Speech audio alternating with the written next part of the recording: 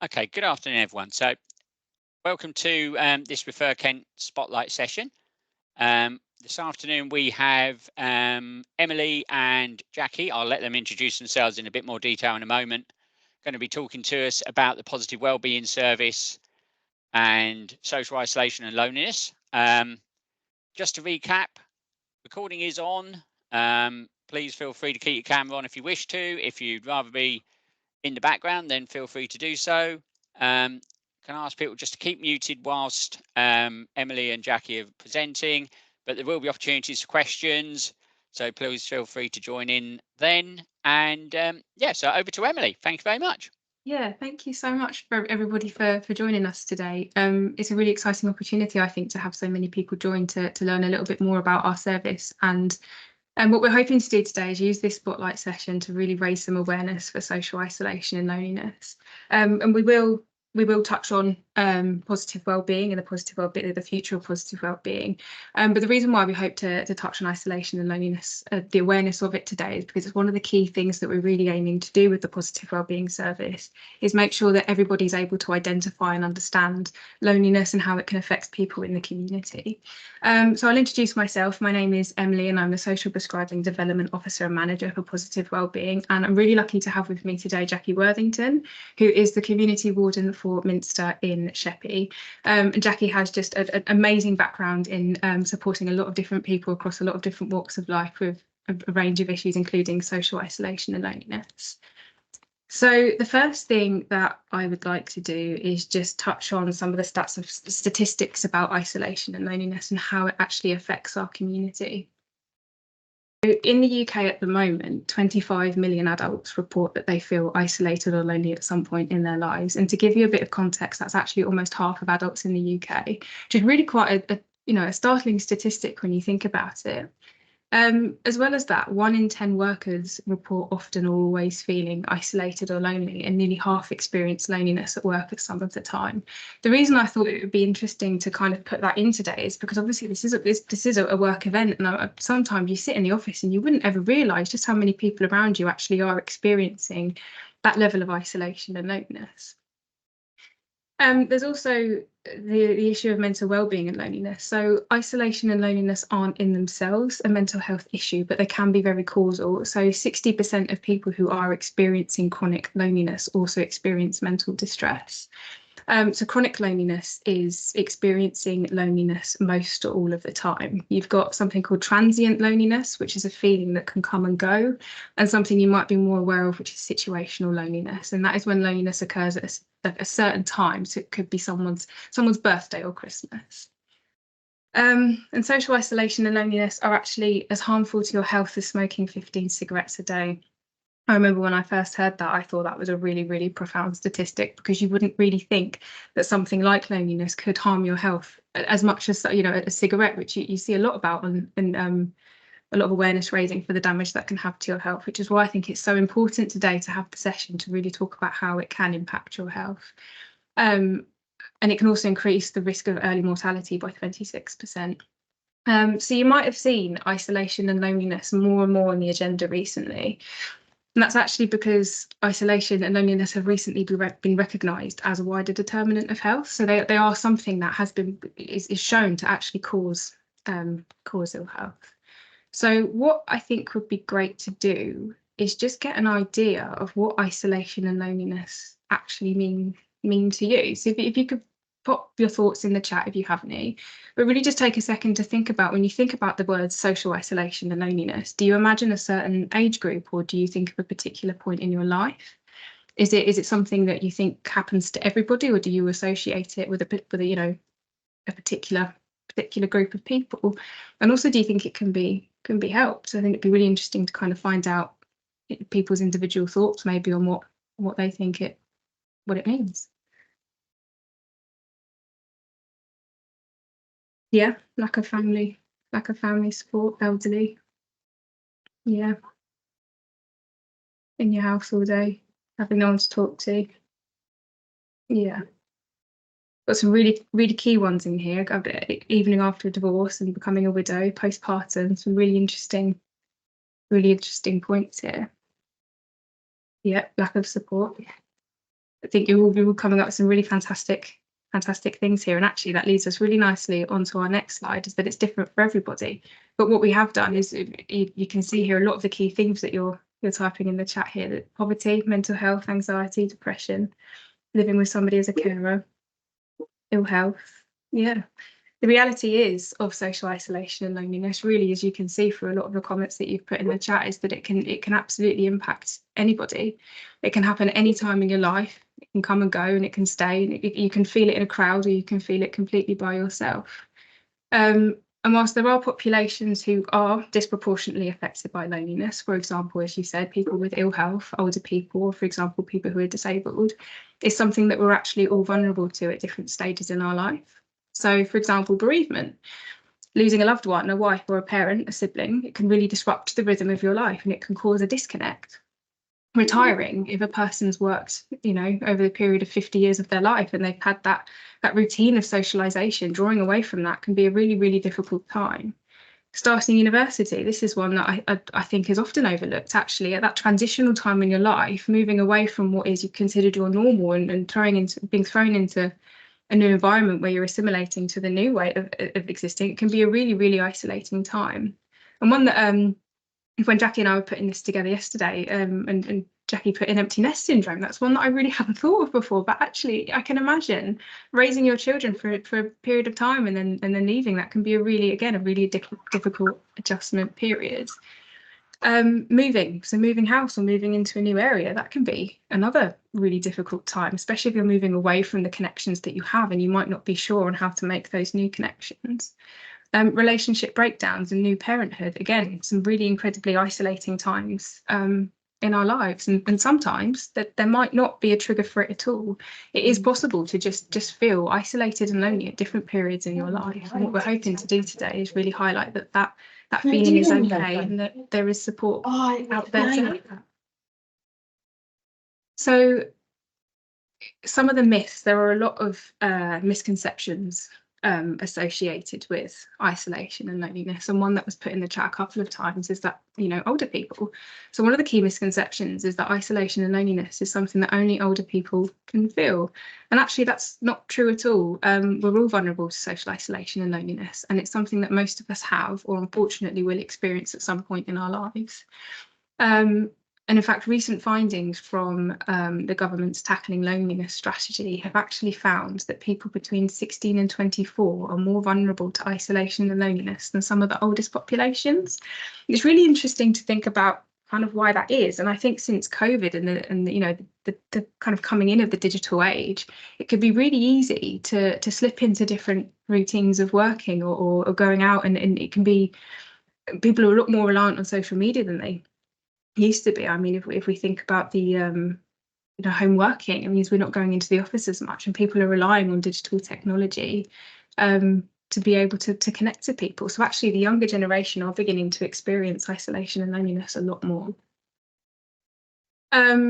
Another misconception is that isolation and loneliness are the same thing. So it's really important, I think, to differentiate the two, as this is a really common misconception. And the key differences are that isolation refers to the objective lack of people and relationships that a person has. That is the number of connections that person has and the people around them. Whereas loneliness refers to the emotions that occur when a person perceives a mismatch between their desired level of connection and their actual connection. So as somebody's just put in the chat, you very well can be surrounded by people and still feel lonely, which kind of leads on to our next point, is that you can only feel lonely when you're on your own. Again, that's not true, and it really highlights the importance of differentiating the term. So a person can live alone and not feel lonely at all, or they can be in a room with 100 people and they can still feel very much alone. And it's really important to make this distinction, because when you're working with people, you come across people in different walks of life. It's really important not to assume that because they haven't got anybody around them that they must be feeling profoundly lonely. But likewise, it's also really important that if you see somebody who you perceive as having a lot of connections, it's important to assume as well that they're not feeling lonely. So understanding the distinction between the two can help you understand that they are separate and they're not mutually exclusive. The next is that it's obvious when a person's feeling lonely. So not at all. There are a lot of indicators to look out for, and Jackie and I will address these later on. But loneliness isn't always easy to spot. And I think going back to the statistic about loneliness and isolation in work can really highlight that. So when I'm sat in the office and I'm surrounded by a lot of colleagues, it doesn't immediately occur to me that 1 in 10 of them could be feeling isolated a lot or always. And it definitely doesn't occur to me that over half of them are feeling isolated all of the time. So it can be really difficult to identify somebody who's feeling isolated and lonely, as it might not always appear very obviously, as people, can appear very chatty, they can appear very well supported and very active online, but still be experiencing loneliness. So the best way to find out about whether somebody is isolated and lonely is to be able to talk about it. Again, which leads us on to the next misconception, that is that talking about loneliness is embarrassing and that people won't understand. So loneliness, again, is something that lots of people feel, and it shouldn't be something that we should be ashamed to talk about. It's a really important way of reducing talking about it, and it can let other people know that they aren't alone in feeling alone. Something that I found quite interesting that I found out quite recently is that people are actually more likely to talk about feeling depressed or anxious than they are lonely. That I found that took me by quite a surprise, because you see a lot of information about how depression and anxiety can be quite difficult things to talk about, but isolation and loneliness, you're less likely to talk about that. And I think it's interesting to wonder why that could be. But I think this brings us quite nicely onto introducing the Positive Wellbeing Service. So the Positive Wellbeing Service was funded by the Connected Communities Interreg programme, and KCC were given funding to set up and run a social prescribing service in Kent, and this was named Positive Wellbeing.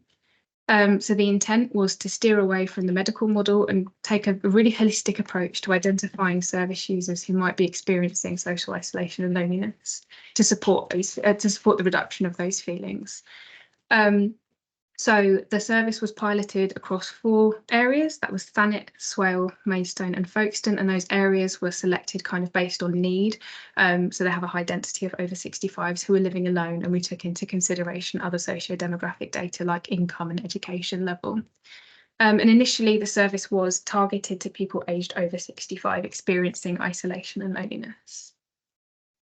So this service ran over the course of 2 years, and over that time, 8 community connectors supported over 240 residents, and they reduced, out of those 240 residents, they were able to reduce isolation and loneliness by 26%, reduce isolation by 26% and loneliness by 19%, and they improved life satisfaction by 15%. So what that showed us is that using this non-clinical model really works, and the community wardens, so the ones who delivered the pilot project, were able to work in the residents' homes to be able to provide them this service using something called a personal action plan. And what they were able to do is work with the service user to talk about what matters to you.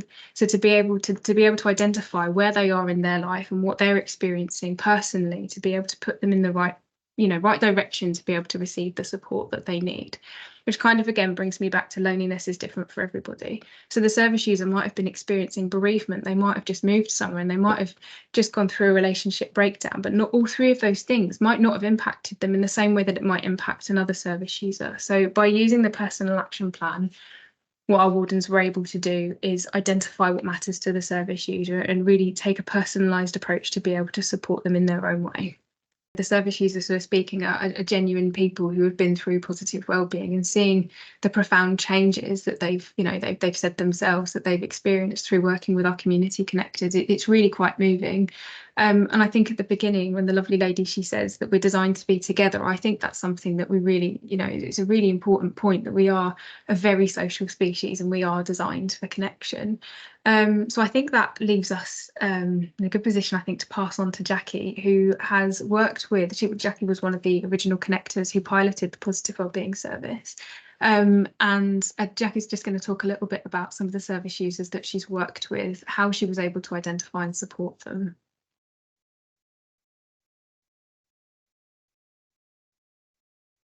Good afternoon, everyone.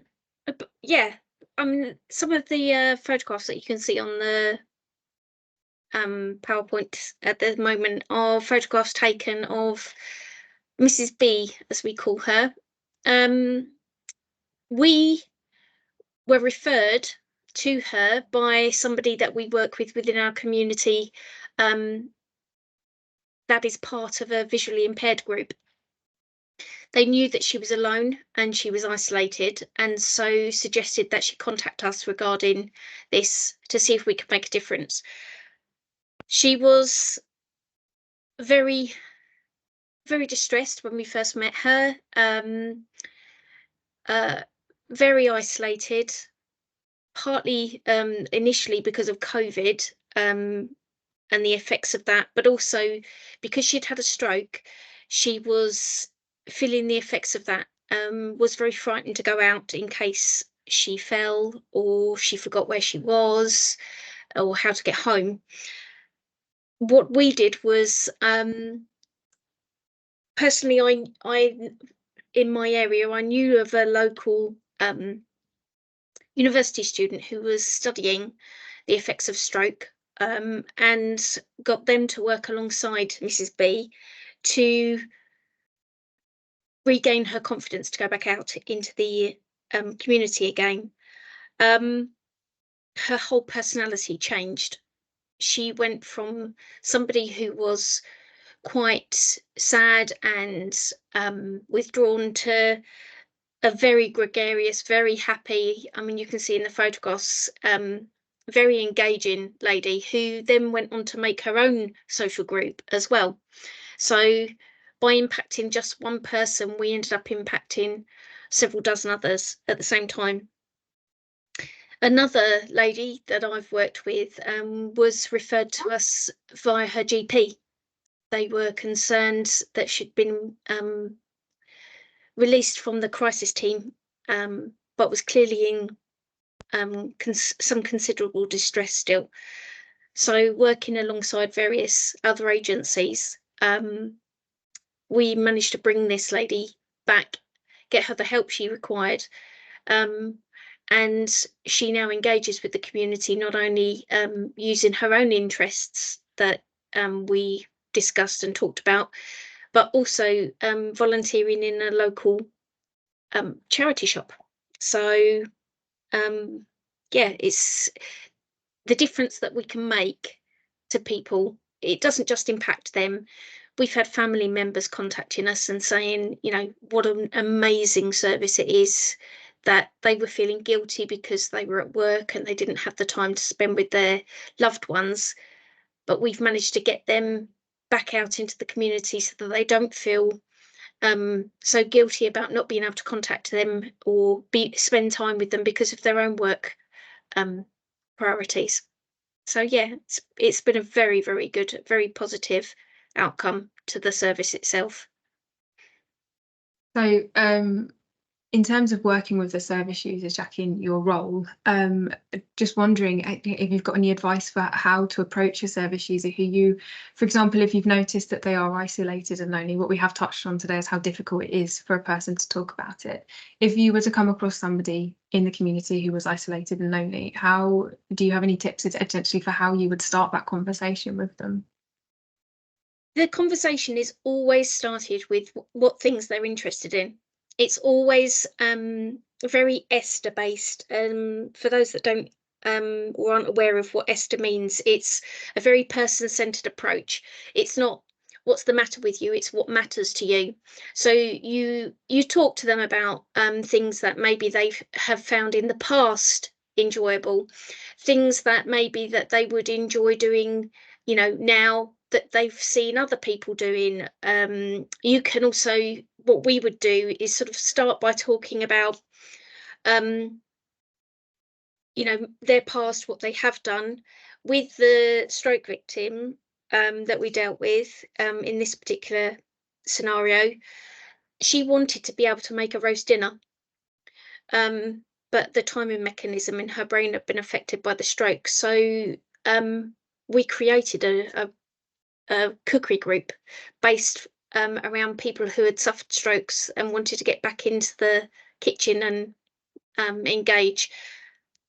It develops from there. It's a about matching needs with wants and finding those local connections within the local communities that they would be interested in engaging with, finding the right people to work with them as well, getting to know them. One of the big things is having that personal connection with people. If you can get their gain their trust and get that sort of personal attachment to them in that respect, you start learning about what makes them tick and who they would be best matched with regards to support and help in other areas as well.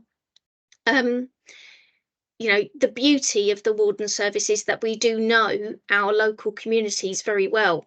And so we do have access and we do have links with other people within the community that we know would be of benefit to the people that we deal with.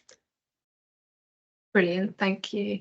One thing that I just wanted to touch on as well is kind of the perceived barriers that service users might experience when they're talking about when they're experiencing isolation and loneliness. So out of the two case studies Jackie's just shared with us, I can see that one of them has got a lot of physical barriers and the other one some psychological. So when experiencing isolation and loneliness, there are a lot of reasons why a person might feel that they can't reconnect, and it could be a physical barrier, like they might not have the transport routes, they might not have the financial ability to attend groups and clubs. It could be that they have ill health. For example, the case study with the lady with the stroke, she perceived that she had ill health that might have been a barrier to her getting out. And then you've also got the psychological side of it, and Mrs. B had that as well. She had the psychological concern that if she was to go out, perhaps if she would fall over, or she might not have the confidence, or it can be physical or psychological. And it's really important to be able to identify those, because when you're signposting to other organisations, or you're signposting them to groups and clubs, if you're signposting them somewhere that, you know, if that's a physical barrier to them, then that won't be very, very useful to them. And for the psychological barrier, it's being able to slowly build up that trust and be able to take down that barrier, that psychological thinking that they have that makes them believe that they can't reconnect. That's something that I thought would be quite important just to point out. So I'll just touch briefly on the future of positive wellbeing. So the pilot project went over 2 years, and in April 2023, Positive Wellbeing was integrated into the wider community warden service, and it now forms part of the day-to-day warden role. So the service has expanded to provide support to residents now in all 12 Kent districts, and the age limit has been reduced now to 18+. We're also now looking for other providers of positive wellbeing to support more residents to live better, and our main objective is to make sure that people feel and they can recognise isolation and loneliness, to ensure that anybody in the community who is in need of support can access it from within their local community.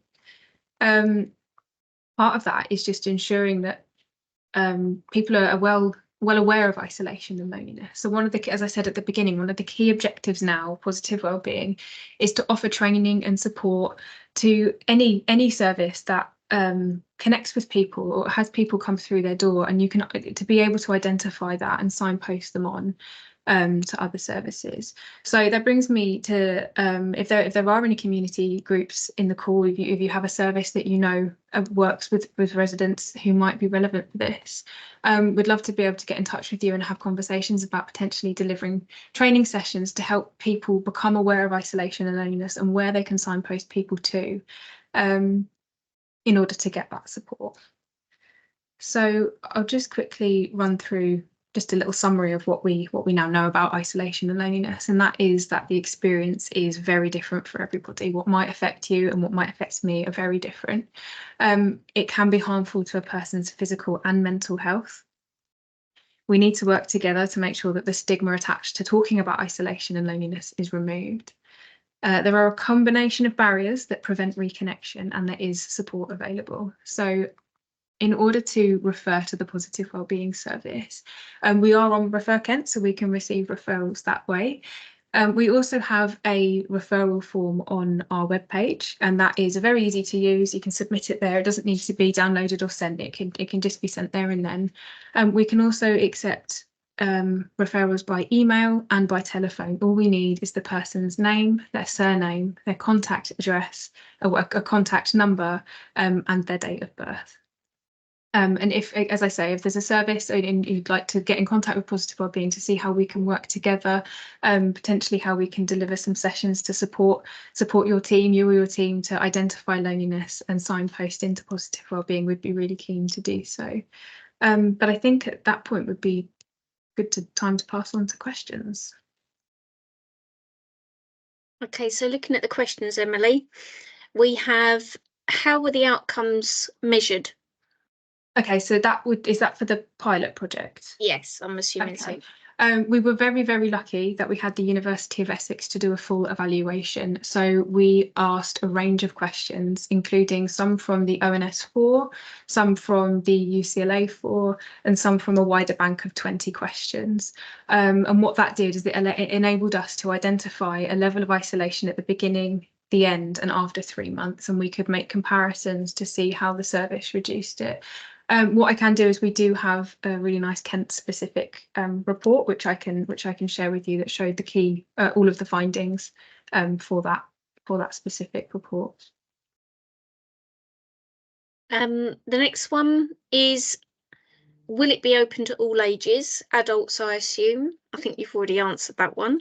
Yeah, so 18 plus. There is a fine line at the moment that we Positive Wellbeing do support only 18 and over, but that doesn't mean that is a forever.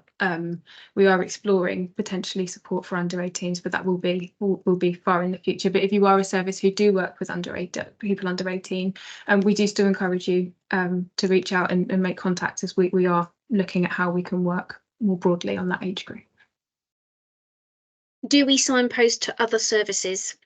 Yep, so that might be a good one for you to answer, Jackie, actually, in your role, how you as a warden in your Positive Wellbeing role would signpost to other agencies. I'll quickly touch on if we receive a service user and unfortunately for whatever reason Positive Wellbeing aren't able to support, if the service user does come into our referral system, we do make sure that they are referred on to another agency that can support them, so that there won't ever be a case where we've been referred somebody and they'll be kind of left. But Jackie, in terms of signposting to other agencies when working with the service user, would you be able to answer that one? Yeah, sure.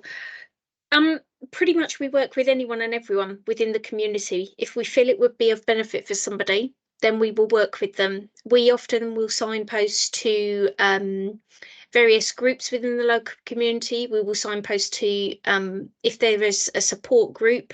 So like I say, one of our ladies came from a visually impaired group. We know about the stroke groups around the area. We know about various other charities. So on the Isle of Sheppey, we've got Sheppey Matters that we would signpost to. In other areas, there will be other charities that we will signpost to, Salvation Army, various things. So because as a warden, we do more than social prescribing, we have a wide variety of knowledge and we can signpost wherever is needed. Personally, for the second case study that I spoke to you about, my original signposting when they were referred by the GP was to Kent Fire and Rescue, Age UK. I did social services, I did a safeguarding, various other different agencies that were required at the time, the community mental health team, etc. Once that support was in place and once they were in a position where their mental health was addressed, then we were in a position to then start getting them back out into the community and back into the sort of social setting, more social settings. So yeah, basically, if there is a service that would be of benefit to somebody, we will signpost to it if we're aware of it, and we obviously they do have to have the relevant safeguarding aspects in place. I can just see the question after that is just asking a couple of questions. I've covered the referral process and how the service is different from community navigation services. So the Positive Wellbeing service is designed to work in tandem with other social prescribing services. So the key differences are that the social prescribing service that we deliver is completely non-clinical, and we do not engage with GPs. It's designed to be able to catch people at different points in their lives and embed it in the community. For example, it could be that a service user is going to their local library, and they could be identified that way. But we do work quite closely with other community navigation services, and we do work in tandem with them. There is currently not a waiting list, however, they are in place when required. And has the role of a community warden been changed to community connector? No. That's a really good question, and one I'd quite like to touch on, please.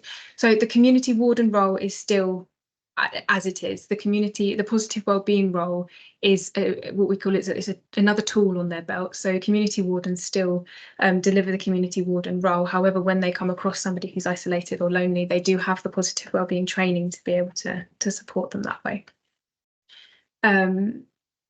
In terms of funding, so at the moment we're looking for other providers to deliver what we call tier 3 of the service. So that is being able to identify and refer back into positive wellbeing. So this is a cost-free at the moment. It's my time is delivering training and identifying service users and putting that support in. We are currently working with different funding streams to be able to put funding in place to be able to deliver positive wellbeing at a similar service level as the warden would deliver positive wellbeing, but at the moment we're looking at signposting kind of only at the moment. And yes, this is currently being rolled out at the moment. Can people be referred that are housebound? Yes, people can be referred that are housebound. In some cases, service users, Jackie, and this might be another one that you might be able to jump in on. A lot of people who are housebound, there's a common misconception with social prescribing services that it's always getting you out to groups and clubs, and that's not necessarily what that person needs. It could be making sure that they've got the right connections around them. It could be making sure that they're in touch with the right people in their lives who they want to be in touch with. But Jackie, you might be better placed to answer that one. Yeah, we've had people that have been housebound. Basically, we will find something that they can access. So various, particularly during COVID, when we had a lot of people confined to houses for shielding and everything else, we managed to get the digital ambassadors to go in and give them some support with learning how to use simple tablets so that they could access things via online. A lot of charities also do online activities as well, so we would get them involved with those. There's even exercise classes online, so there's various things with regards to that. We've got telephone befriending services as well that can be accessed as well for those people that aren't able to access the internet or don't really want to go down that route. And there are also, depending on the area, we've got something called a garden gate visit, where people will go and meet people at their home. So it's basically just finding what is there in your local area and matching it, like I've said before, to the people's needs. Brilliant, thank you, Jackie. I can see there's a question underneath that. I've just seen that someone's got their hand up, so I'm going to pass. I'm so sorry, I can't see who's got their hand up, but I'm just going to take that question before going back to the chat. Hello, I think it's myself, Tracy. I'm sorry, my chat's not working. Otherwise, I would have put it in the chat. I was just wondering, do the people that actually go out and visit, do they just work I know that sounds awful, but Monday to Friday? It's just a couple of people that I'm working with at the moment. They have services during the week, but it's the weekend that is when they feel most isolated and lonely. And I just wondered if there's an opportunity to kind of tap into that at the weekends. Yeah, Jackie, again, I'm so sorry to pass this one back on to you, Jackie, but that might be one for you to answer in terms of your warden role. What times you're available? Yeah, basically, we, as a rule, we are Monday to Friday, but we do some evening and weekend work. So for myself, for example, I've done several activities with dementia cafes, and with they're called dementia friendly cafes because they're not solely for people and families with who are living with dementia. They're for open to all. So I've done that outside. I've done working with churches outside, the churches together in the various areas, Sheppey and Sittingbourne and various places. Also, there are other groups that run on the Isle of Sheppey, we have a group that's called a communication hub that runs on a Saturday morning, where I work with a lot of people who are deaf there as well. So yeah, it's like I say, just finding what is available in your local area. I couldn't tell you what's available in your particular local areas, but obviously I can work with the people in mine. But the community wardens around will have knowledge of groups and activities that go on during the weekends and evenings for and if they don't know it, they can find out. Thank you. Just one other thing as well, if I could just ask. It sounded like from when you were talking earlier that perhaps people that have a mental health condition, a couple of people I'm thinking of, they're younger adults, if you like. It sounded like that their mental health perhaps needed to be relatively stable for you to be involved. Is that the case? Yeah, pretty much what we've said is, I mean, we have worked with people that have got some mental health concerns. Obviously, one lady was discharged from the crisis team, so but it's not something that we would, as a rule, we would use our warden role to deal and get the support in place, and then when they're at a sort of more level pegging, that's when we would look to be socially prescribing. However, that said, if people came and asked us a question about local groups, we do have MenCap, we do have other support groups that will support people with needs, mental health needs. Thank you. Perfect, thank you. There's a really good question here about how positive wellbeing may be able to engage with hidden population groups. So at the moment we're undergoing quite a big mapping activity to have a look at the different demographics who are impacted by isolation and loneliness. So this is an ongoing task at the moment, and what we're doing is we're identifying different support groups and kind of mechanisms within those areas to be able to engage with those specific groups. So I'd be really keen to be able to share that with you as and when that kind of mapping exercise is complete, but it's something that we are looking into at the moment, looking at the key kind of demographics who might be disproportionately affected. And yes, we do signpost to physical activity services. So one that we are very lucky to have a connection with is Kent Cycle, the Kent Cycle scheme. So if somebody is referred but via Positive Wellbeing, they can access support for a heavily discounted rate to be able to engage with that scheme. And there are other examples of groups where groups that exist where people have been referred to. I believe there's one warden who runs a walking group in Swale. It's every Friday, I believe, to signpost people into that. And again, that's something that we're hoping to focus on quite heavily, because physical activity is obviously it's one of the 5 ways to wellbeing. So it's a really good way of engaging people, getting social connection and getting some physical activity. And yes to both being available in Canterbury and Tunbridge Wells area. And don't forget, we've got Active Kent as well online. Yes. You can access and find groups in your local area using that website. I think that's all of the questions. We did have a question in the Q&A as well about hidden populations, such as Gypsy, Roma, travellers, sex workers who are vulnerable to social isolation and loneliness. How do we engage this group, was the question. Yeah, so that's the research that we're currently doing at the moment to try and find how to best facilitate that. So again, it's looking into the organisations that are available to best identify those. I don't have an answer for you right this second, but it is something very high up on our agenda to make sure that those groups are identified and supported and to get them engaged in the service. What I can do is if I send that to you, Mark, are you okay to share that with the slides? I can include the sure, please. If you send over any other additional documents and things, we can send those out with the slides and share.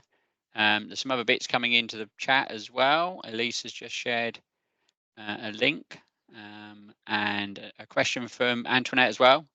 Leaflets in different languages. That's definitely something that we can look into doing. So we are currently looking into resourcing some more up-to-date leaflets. So we can definitely look at having those. In terms of, would you be able to drop me an email, Antoinette, on the languages to be able to send those in?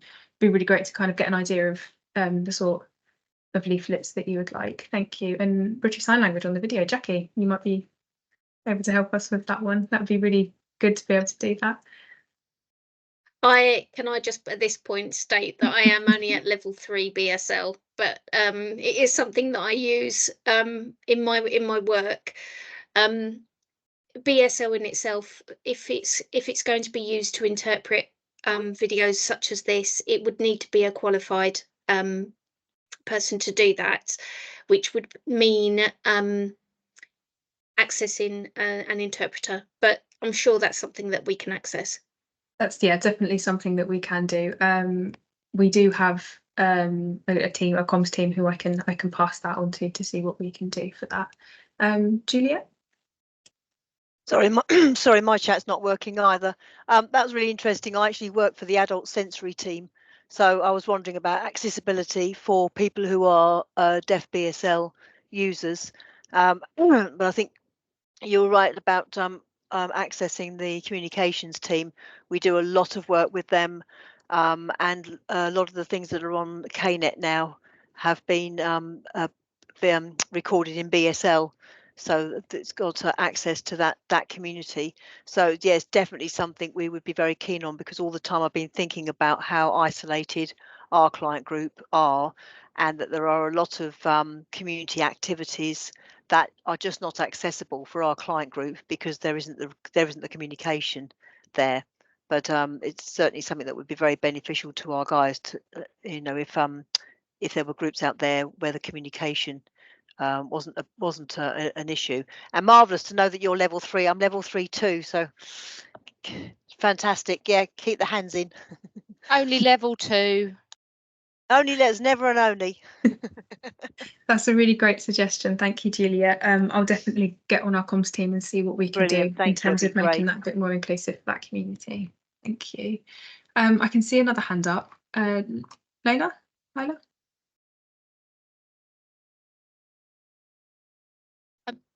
I'm locality commissioner, and I'm just interested in the next steps. You're saying you're looking for future providers, and everything is well, we're looking at place-based commissioning, obviously, and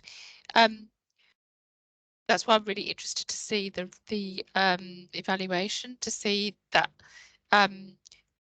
if it's to be rolled out or to be tendered with other providers, what were the success stories and how was it run that made it a success, but also the future vision.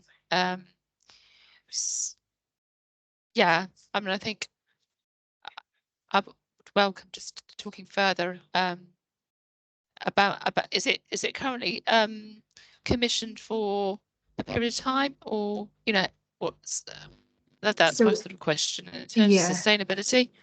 Thank you. So at the moment, the service is, as I say, embedded in the community warden service, but the future expansion is something we're in the very early days of doing, which is why at the moment we're focusing on the tier 3 of the delivery, that is training people to signpost. However, there is the tier 2 of the delivery that I'm working on with my colleague Rebecca Law at the moment to look into getting some funding for, and essentially that is looking at embedding the service into other existing communities and organisations, both internally and externally to KCC. So our main focus will be internally at first, and that could be tapping into libraries, coroners, trading standards, and providing them with the skills and tools needed to be able to identify and support. I would like to highlight at this point, it would be a much lower level of support than the community wardens can provide, and this couldn't be provided in the home. So that would be a key distinction between tier 1 being the community wardens and tier 2 being our internal and external providers.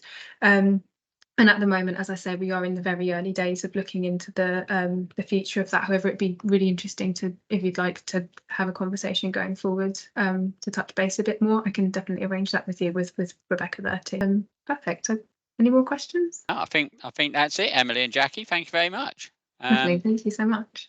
So thank you all for joining this afternoon's spotlight session. I hope you found it useful. As promised, slides and other resources will come out by email in due course once I've pulled it all together.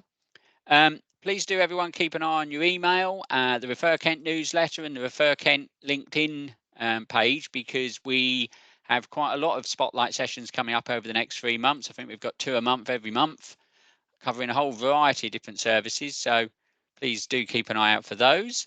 So thank you again to Emily and Jackie for this afternoon. And thank you everyone for joining. So enjoy the rest of your day. Thank you. Thank you, everyone.